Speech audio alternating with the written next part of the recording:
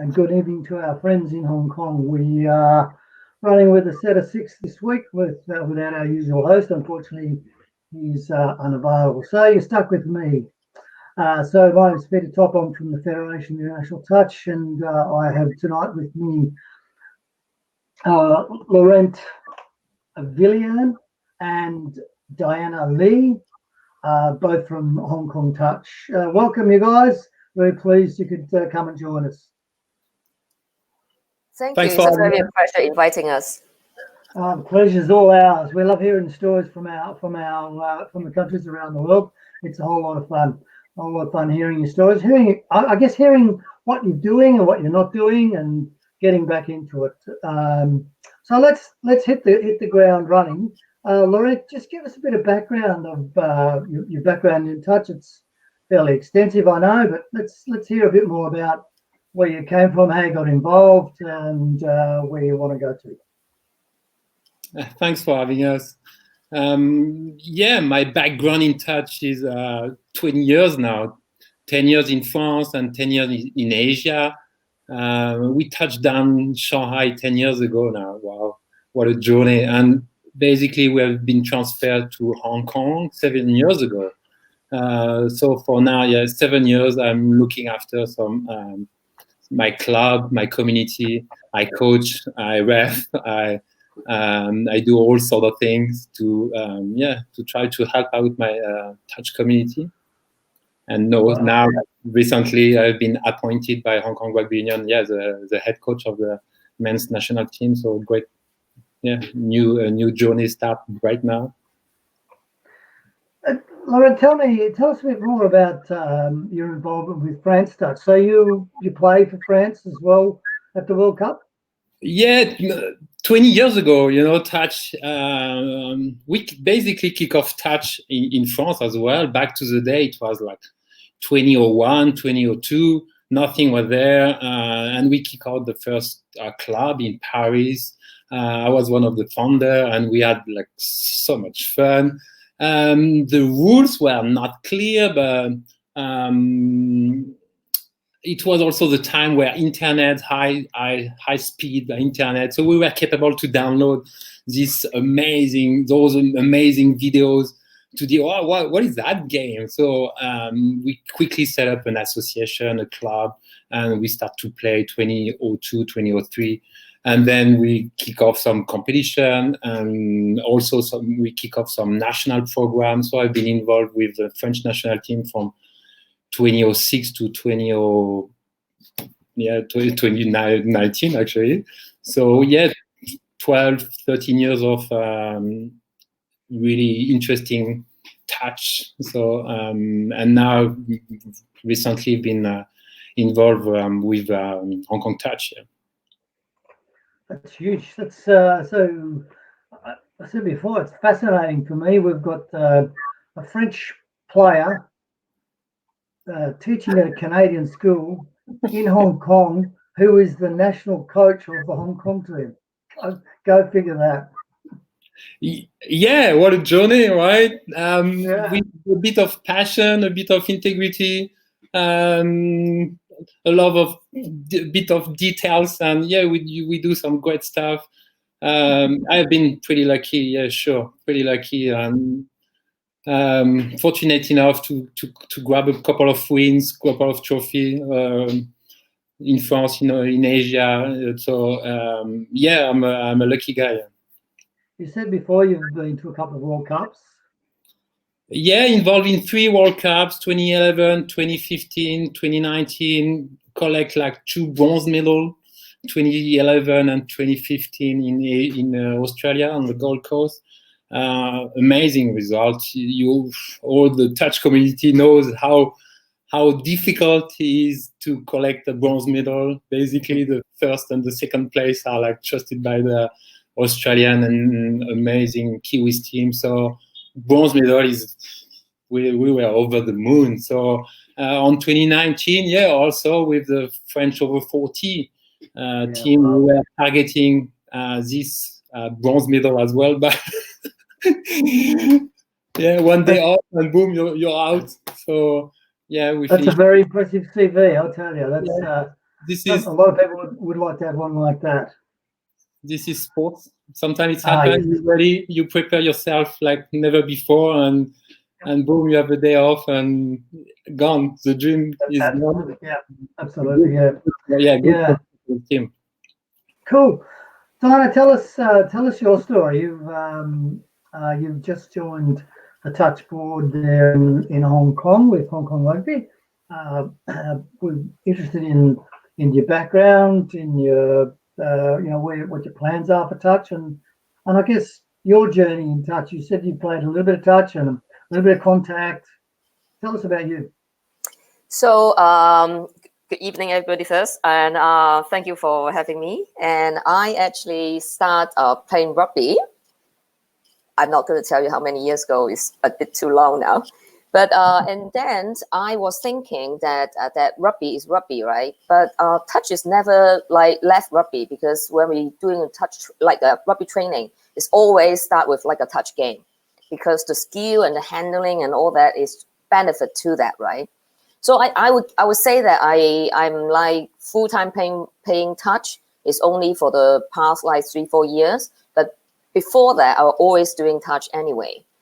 And so after my long rugby career, not really after, I'm still doing it, but I get more involved with touch, because I think that touch is a very good grow of the whole game in Hong Kong, and especially for our culture. Touch is a very good game to introduce to the locals and engage with the community side of the work. So maybe around 4 or 5 years ago, I started my own touch team, which is charity based, and we're helping a lot of in fact we're helping a lot of Pacific Islanders in Hong Kong, and then it extended to all the islands that is including Australia. So our team actually is combined with like Fiji, Samoan, Australian, New Zealand, Japan, like all this we so-called island, right? So it's quite an interesting thing, because I think that from now on, especially when I get on board as a committee for the touch rugby, I would love to promote this game more to give to the more public, like in the local side, especially for girls, because it would be a very good start for them to try to touch, no matter if they want to play like rugby in the future, or they just want to go through the touch route, and the pathway for them to get an opportunity to go see the world is no limit.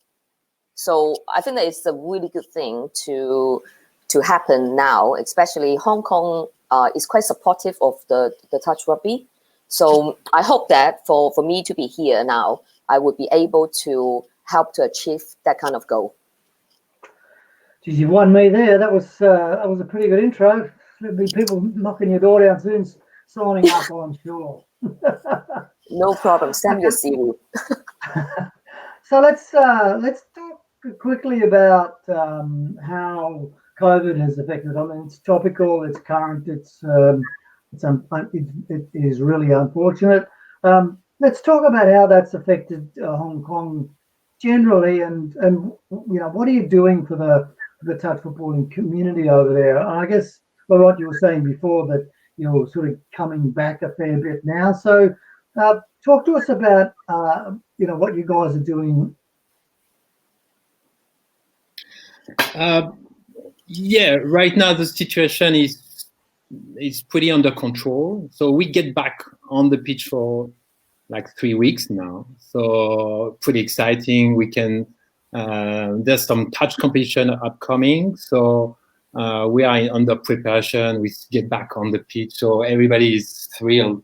But for sure, for the last 8 months, it has been pretty tough. Like everybody. So how do we stay engaged? How we engage with our community? That was really tough. So we have seen all the club have pretty much did the same thing, like some Zoom meeting or online fitness session that has been pretty popular, I would say.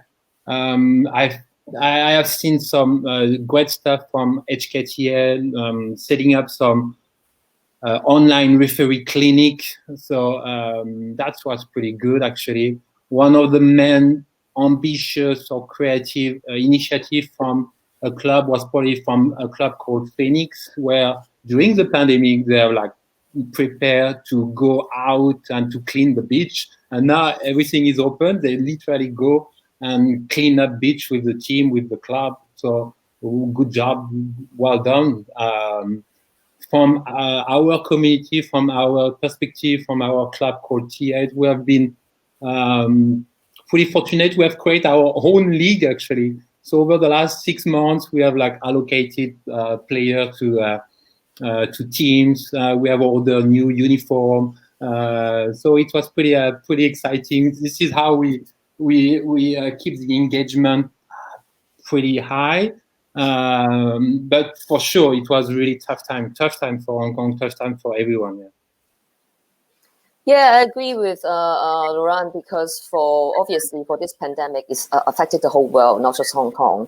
But because Hong Kong is such a condensed place with people, and we don't have like enough space to go or like much to do, you're going to lock down in a shoebox, right? If you're staying home, you lock down in a shoebox. So people don't have that space. You can do some activities or like exercise even at home. But when you can't go out, you can wear a mask. And then there's a distance law of like 1.5 meters and a group of like 2 to 4 people. Like it's quite hard. And especially for myself, early this year, I was, because of the pandemic, I get locked down in Samoa for like 3 months. So for me to try to engage with my team in Hong Kong is even harder. The only thing I can do is through WhatsApp, like all the internet stuff. And I'm very fortunate because my teammates, they are very proactive. So they will go to do like hiking by themselves, and they will send a photo in the group to actually encouraging each other. And later on, when the Super Rugby starts, I actually put some prize on. Then we can actually guess this together, or like we'll do a Zoom meeting to watch the game together. Like just something to make them know that the team is still here, and we're just waiting patiently for this. But in the same time, I think that like not everything is the best side, because for them to be like a lot of injuries and all that, they can actually have time to recover during this period of time. So when they come back, they're going to be full force. And the second thing that we've been doing is we've been trying to promote this game. We're trying to recruit new people. We're trying to tell people about this game that we actually really missed during this pandemic, because we can't do exercise, we can't see the friends, we can't touch the ball. So it's actually a very good reason to do a promotion and recruitment. Fabulous. Yeah, look, it's been tough all around the world, and some of the really sad stories we've heard around there are just heartbreaking for people, and particularly people who are active. And you guys are obviously very fortunate now that you're back and running, and that's really fabulous. Sounds like you've been pretty creative there. The Zoom meetings, watching games on the Vox. Excellent stuff. It really is. It's encouraging to see that you've looked outside of, well, I can't go training, so I'll try something else. So well played to you guys. That's good. We even have like a team that created a video game, like the Super Mario game, like similar to that, in the WhatsApp share with their group, which is awesome, because they put up a lot of like things inside, so they get people engaged. They really want to win this thing. They wanted to post everything, so everybody get engaged. You're not going to lose players, and they all get fit in the same time too. It's awesome for the society here. How good is that? That's fabulous. That's fabulous. So moving on, so talk to us a little bit about touch in Hong Kong. So like where does it get played, Laurent? You might show us out your window there. You can probably show us. What sort of things are you doing to grow touch, and what are your plans? And Diana, I guess being involved heavily at the top end there. What sort of things? But talk to us about your plans and where the game's played.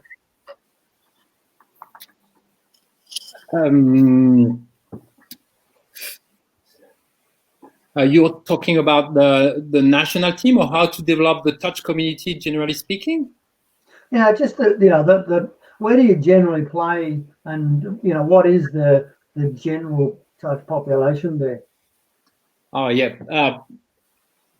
yeah. It's unique in the world, I think, and it's probably also in Asia, generally speaking.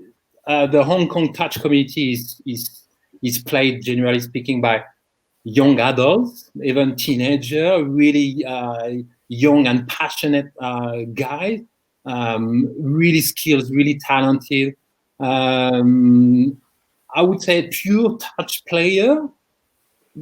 Probably some of them never played rugby before. They consume rugby on TV like us, but probably most of them never played rugby before, which is an advantage and a disadvantage as well. Yeah, a unique population. So the potential is huge. The potential is really important for all those guys. They did it super well in the last World Cup for sure. But yeah, and it's really well spread in Hong Kong. There's club almost everywhere on the Hong Kong Island, on Kowloon side. So for sure, one of the most amazing ideas, they are all close to each other. All those players, those talented players, they are living to like 20 minutes away from each other. So the capability to regroup and to train them is huge. And in the past, they have trained a lot. A lot. They have trained really, so they are hard workers, talented. They really want to learn, really want to improve. So they're capable to train like 2-3 times a week, sometimes even without lights. So it's the condition in Hong Kong to have access to the pitch are pretty tough. The pressure on facilities is amazing. So to be able to secure a pitch is quite complicated. So sometimes you have to train on the concrete. Sometimes you have to train on the hard surface, or even sometimes without light. So those guys are just phenomenal. They want to train, and they train with light, and it's keep amazing me. So young adults in comparison to Europe or elsewhere in the world, really young adults. Passionate, talented, skillful, and ready to train. They train a lot in the past, so what we can do for them is pretty much easy. So from like a practicing community, we want to be a more playing community. We want to set up more competition, more game time, more quality game time, more opportunity to have exposure to the game, basically, because right now they train a lot. I love it. We keep training, but it's. So, what sort of numbers do you have in players over there? Is it a large playing base? Yeah. Pretty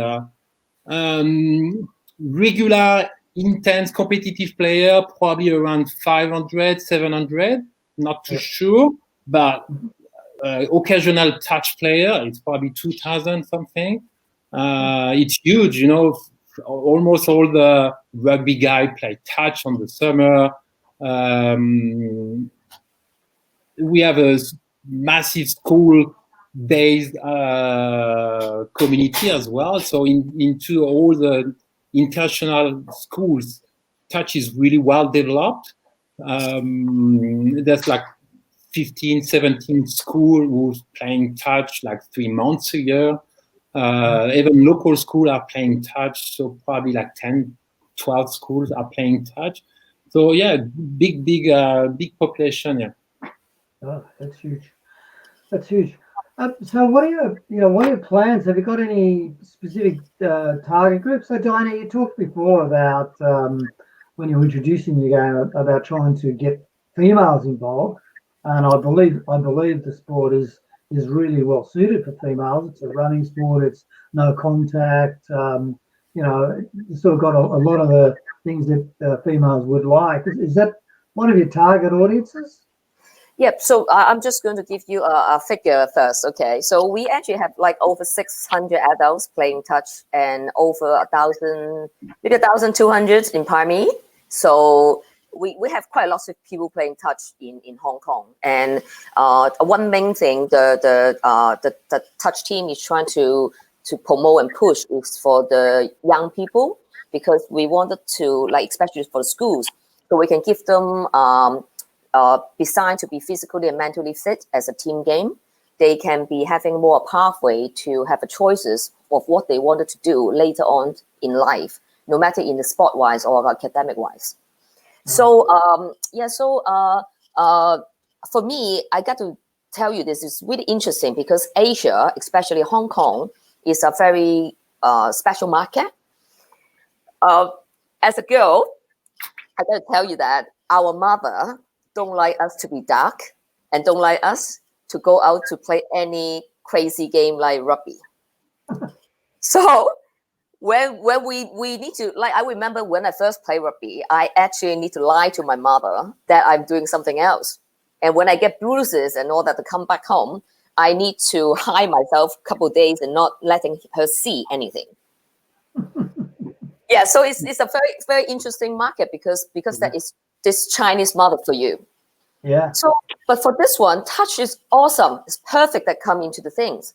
They may have a misunderstanding. Rugby is touch, but it's not, because you don't have tackle.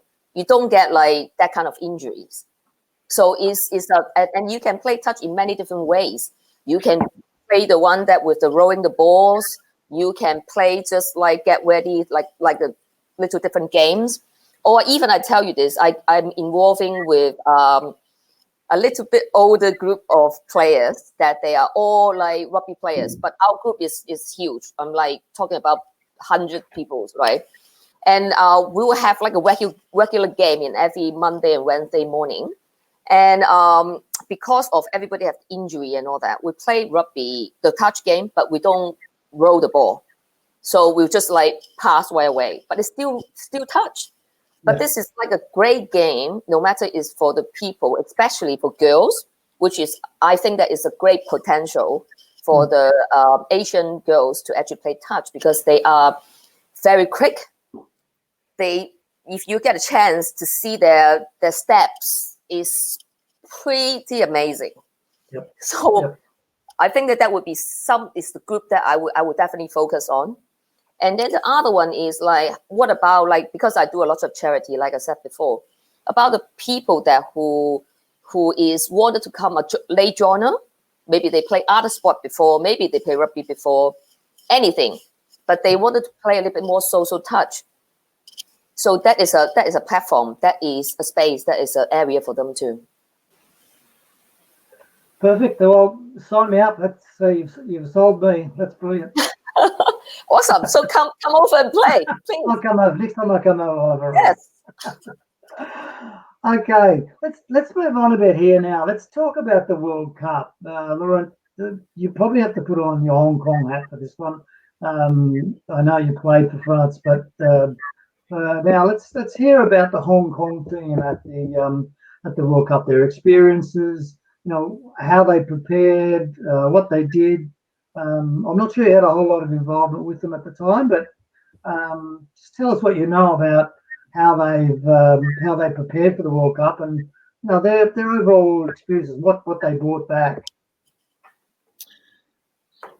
I was not involved as a coach, or not directly involved with the team, but as a big fan, I was around and watched their games.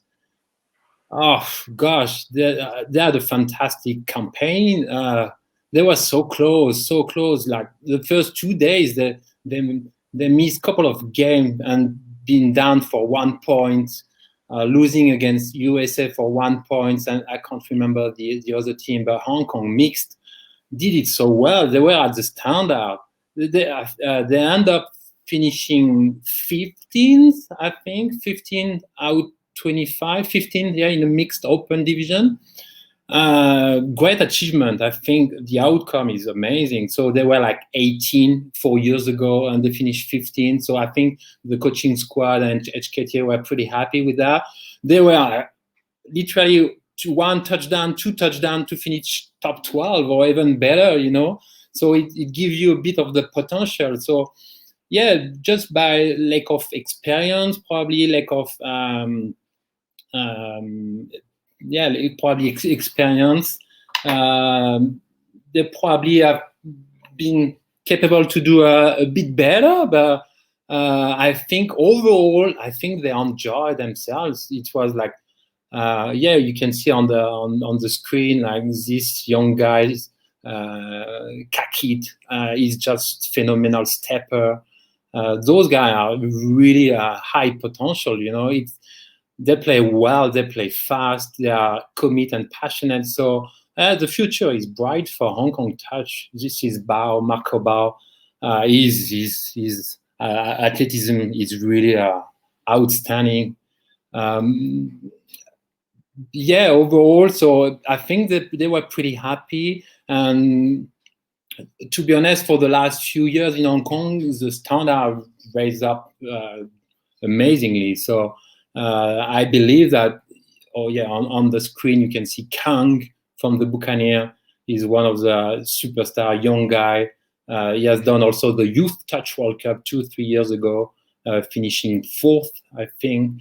So they're gaining experience, and they're getting there. So it's just a matter of time where, Hong Kong will be will play a massive role in the men's open or women's open. So my interest here is that you seem to have concentrated a lot on mixed. Is that what you as the national the head coach will be looking to continue to do, or are you looking to maybe expand it to men's and women's? Right now, I would say men's and women's are the focus for the next 12 months. I'm not too sure about continuing the mixed program. For sure, if I have some advice, is keep playing mixed as well. Keep playing master division. More guys involved, the better. Because in Hong Kong we're still looking forward to gain more experience. So gaining more experience, exposure is literally to go to the World Cup. So having more squad involved makes perfectly sense for me. But maybe Diana can probably respond to that. But right now the focus for HKTA and Hong Kong Rugby Union is men's and women's. Yeah. Yes, so we're going to join the World Cup and all that kind of thing. But at the moment, we will focusing on the men's and women's first. So when we get this basic settled, and the skill set, then we will move to the mixed in the same time. But it's coming. Don't worry. More job for you, Laurent. Yeah. All right, your job just got busier and busier the more we talk. So maybe we shouldn't talk too much more. You never let the good one go, right? So if he's good, gotta keep him. So what about other internationals? Asia's got a very good, almost a circuit of competitions. You know, as far as Shanghai, in Hong Kong, you've got a great series there as well. The ANZ series. You've got Malaysia. We've got some events as well. So. What are your thoughts around, exposing your players to that high-level international touch, particularly in the Asia area? Look, it's crucial to gain exposure, to gain competitiveness. So we need to play more. And when I say play more in that complex situation, is literally we need to play more locally. We need to set up more domestic league, more competition. In the next 12 months, who knows? No crystal ball. Who knows when we're gonna be able to travel again? So first step is to create some strong domestic leagues It exists, of course, but extending more games. And then for sure, on the talking about Asian scene, generally speaking, there are some giants like Singapore, Japan, Philippines. So for sure, we want to get closer to them to be able to improve our level. So basically, on the men's side, I would say Japan and Philippines are two massive competitors, two giants. And then there's like a block of China, Singapore, Hong Kong.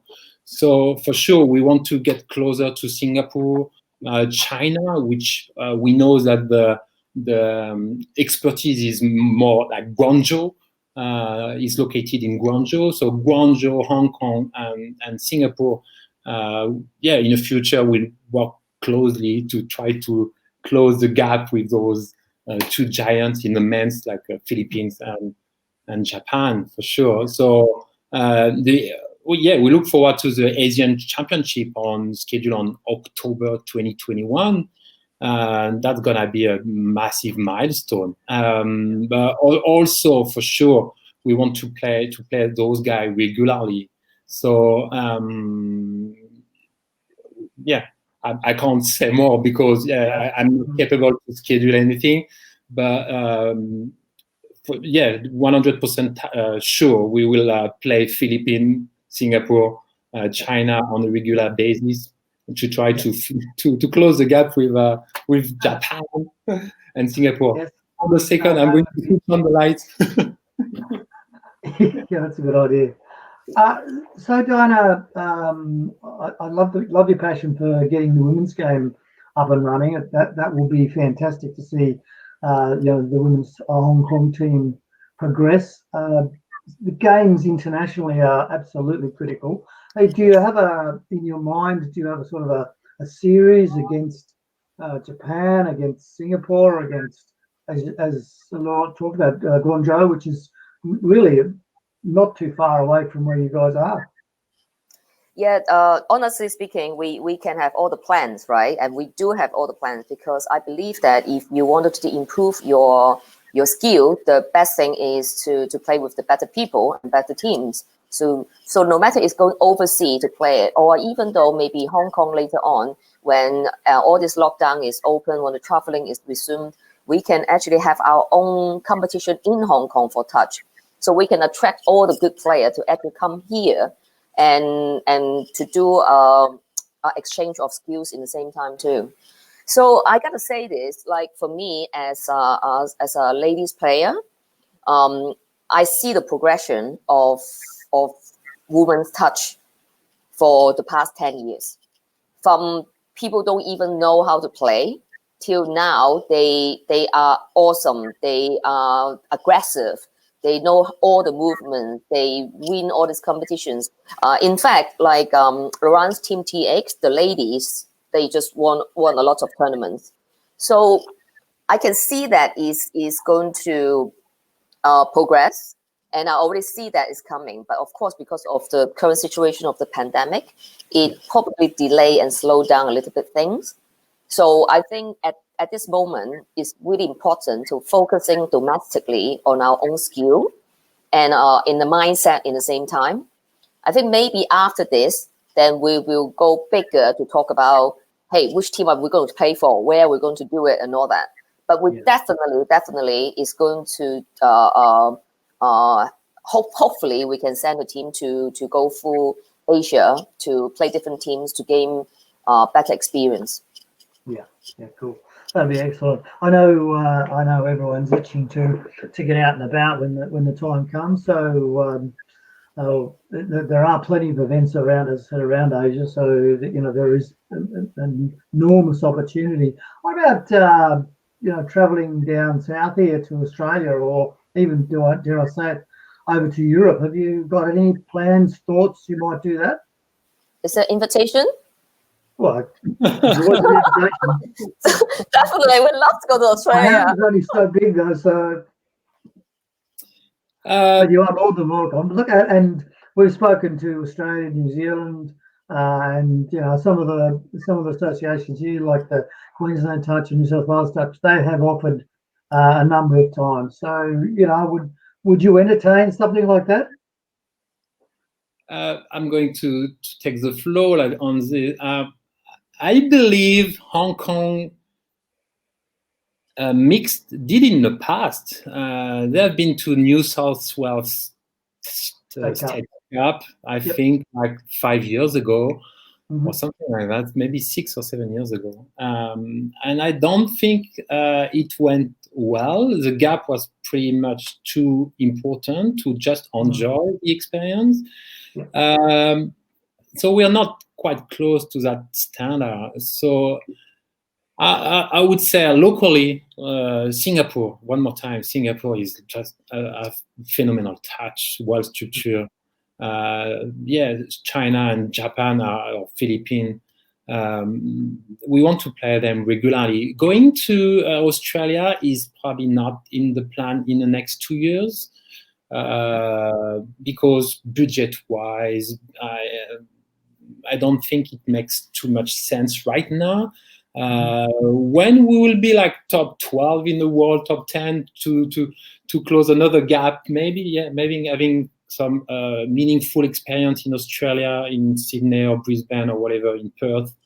I know Singapore is going to Perth on a regular basis, but it's still, it's still a volunteer game. You pay to play. So going to Australia, it's a wonderful experience, but the standard is pretty, maybe a bit too not accessible. So the experience makes the whole stuff pretty complicated. Yeah, it certainly is a bit tough. There's no doubt about that. And the Australians take their game very seriously, as you well know, and they are very, very good at it too. So, look, I'm sure they would welcome you if you wanted to come down. Likewise, I know Australians come over there. Sure, after the 2023 World Cup, maybe our talented young guys would be ready for the next level. Who knows? Right now, next year, it seems difficult, tough, complex. Yeah, of course. And it's all a learning. There's no doubt about it. Well, with a national coach like you, Laurent, they will be fine. Thank you. So, Diana, do you what are your thoughts on the Youth World Cup? So that's the next major international tournament on the schedule. Obviously, at the federation level, we are still trying to work out whether we can actually host that. What would your feelings be around that? Would you try and what age groups do you think you would try and send? Honestly, like if we get these opportunities and for all this happening, and if everything's getting better, of course we want to join. Of course we wanted to have enough quality youth that can actually be like this. But at this moment, like I can only say that to you that like our intention is if we can do this, we would love to. But it really depends on the whole situation. Yeah. So we can't really talk too much about that. We need to wait and see how it goes. But we're supportive on that. That's for sure. Yep, very cool. That's it really is an undecided time at the moment, isn't it? People are just not quite sure what to do. All right, so we haven't had anybody message in, so which usually we might have someone come in, so someone having a really smart comment of asking us a question. So thankfully we've dodged that. All right, let's close off. I just wanted to pitch this question to you. So you're in an elevator riding from the ground floor to the 20th floor.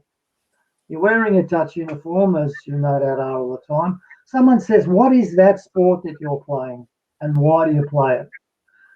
Donna, you've given us a pretty good pitch so far. I'm looking forward to something special now. But Lauren, let's start with you. Give us your pitch to someone about why you play and why they should play. I look like a salesperson, am I? I repeat the same thing for 20 years now. Touch is an amazing sport. If you are a rugby lover, you have to play touch. Stop what you're doing and go on the touch field. It's a true pathway to elite rugby, generally speaking, for sevens. Hong Kong is a seventh city. Hong Kong love rugby sevens, you know. So they will love touch because it's a natural pathway to the seventh. The skills are amazing. It's a true essence of rugby, you know. It's a fantastic game. It's just a fantastic game with boys and girls play together, which makes the whole thing just amazing.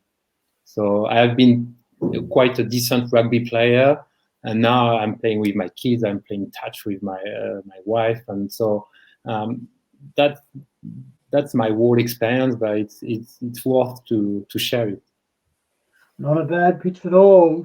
Diana, give us your. I've heard you so far. You are an excellent salesperson. So give us a rundown. I'm in the lift with you, or someone's in the lift with you, and you've got your touch gear on. What are you going to tell me? Okay. Honestly, easy. Because I think that the most important is get the interest from that person, because people don't know about rugby, don't know about touch, they don't know what is it, right? So it's a new game. So I would say that like touch is a game that I know that when that day has a training or game, I'm looking forward to all day. Because if I have a hard day of work, hard day of school, and then at the end of the day, I can actually have a run, have a sweat, and then I can be having a good laugh with my friends. And it's just physically and mentally fit.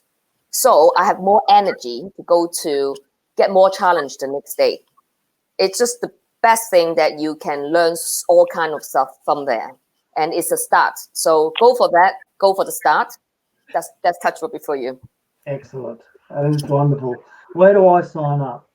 I give you my number. That's brilliant. Guys, I don't have any other questions for you, or are there any other topics you want to cover while we're here? I do want to just share a little bit of experience that I mentioned earlier, that I was stuck in Samoa for a couple months. In fact, I was in Tonga and then Fiji and then Samoa, and then it got locked down, so I didn't get a chance to fly back to Hong Kong. But I just want to say that I play touch in every of this island. Oh. It's awesome because you don't need equipment. Okay, you can even, like, the islanders play in barefoot anyway, so you don't need any equipment. Yeah. You can even play with a plastic bottle. Okay, if you don't have a ball, you can play with that. But because this time I was doing a little bit charity, so I did bring some ball with me.